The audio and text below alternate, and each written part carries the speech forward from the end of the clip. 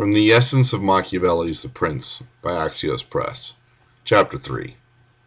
Men change rulers willingly in the belief that they will better themselves. This belief induces them to take up arms against their present ruler, wherein they are deceived, because afterwards they will see from experience that things are worse. Newly acquired states added to a formerly existing state are either of the same region and language or not. When they are, it is quite simple to retain them, especially if they are not used to living in freedom. To hold them securely is enough to have extinguished the line of the ruling prince. If previous conditions can be retained, and there are no dissimilarities in customs, men can live quietly. Although there may be some difference in language, nevertheless, when customs are alike, the people can easily behave themselves. He who has annexed them, if he wants to retain them, has only to bear in mind two considerations. First, that the bloodline of their former prince is extinguished. Second, that neither their laws nor taxes are altered, so that in a very short time they will become entirely one body with the old principality. But when states are acquired in a country differing in language, customs, or institutions, there are difficulties, and good fortune and great industry are needed to retain them. One of the best and most efficient solutions is for the person who has acquired them to go and reside there, because being there, one sees disorders as they form, and can soon remedy them. But if one is not there, problems are understood only when they are overwhelming, and no longer have a solution. Furthermore, the country will not be pillaged by your officials, and the subjects will be satisfied by ready access to the prince. They will have more cause to love him if they want to be good, and more cause to fear him if they want to behave otherwise. Anyone wanting to attack that state from outside would hesitate, for it will be very difficult for the prince residing there to lose it. The other better solution is to send colonies to one or two places to act almost like shackles on that state, for it is necessary either to do this or else maintain them with many men at arms and infantry. There is not much expense with colonies, for with little or no expense of one's own, they can be sent out and held, offending only those from whom fields and houses are taken to be given to the new inhabitants. Those he offends, remaining scattered and poor, will never be able to hurt him. The rest are easily kept quiet and remain calm, since they are not harmed nor injured. They will also be hesitant about making any mistakes, out of fear that what happened to the despoiled could happen to them. Let me conclude that these colonies are not costly. They are more faithful and are not problematic.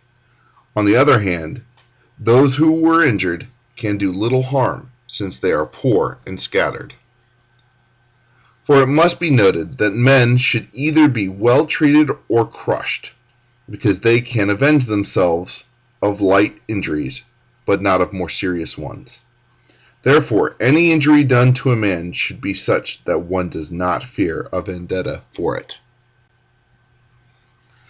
Whoever is in a province that is different must also make himself the leader and defender of less powerful neighbors, and strive to weaken the more powerful amongst them, taking care that no foreigner, as powerful as himself, shall, by any circumstance, gain entry there.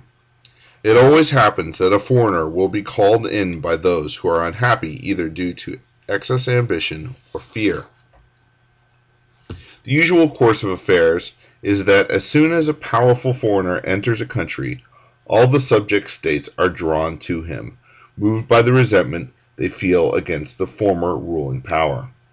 With respect to those subject states, the foreigner need take no trouble to win them over, for all of them will quickly rally to the state he has acquired there. He has only to be careful that they do not get hold of too much power and too much authority. Then, with his own forces and with their goodwill, he can easily suppress the more powerful of them, so as to remain entirely in control of the country. He who does not properly manage this business will soon lose what he has acquired, and will have endless difficulties and troubles while he holds it.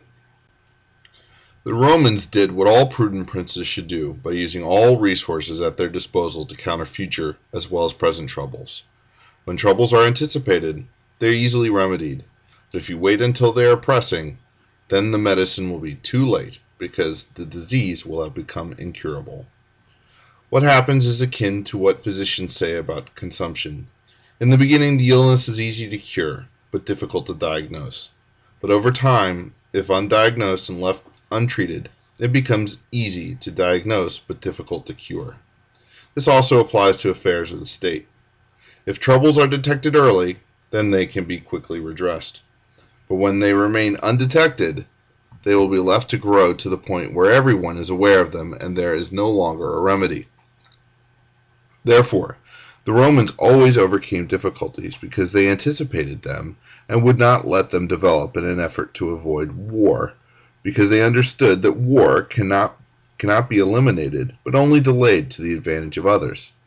They never liked what nowadays continuously comes out of the mouths of wise men, to enjoy the benefits of biding one's time. Instead, they relied on their own ability and wisdom because time flushes out everything, bringing the good with the bad, as well as the bad with the good.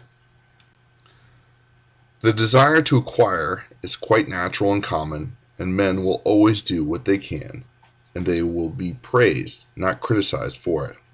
However, when they cannot but want to anyway, there is the error and the blame.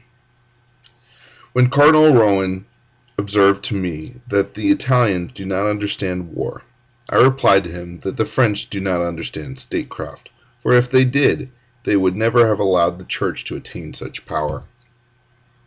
From experience, it may be seen that the power of the Church and of Spain and Italy has been caused by France, whose downfall may be attributed to them. From this, a general rule may be drawn that never or rarely fails. Whoever causes another to become powerful is ruined, because that predominance has been brought about either by industry or by force, and both are subject to the one who has become powerful.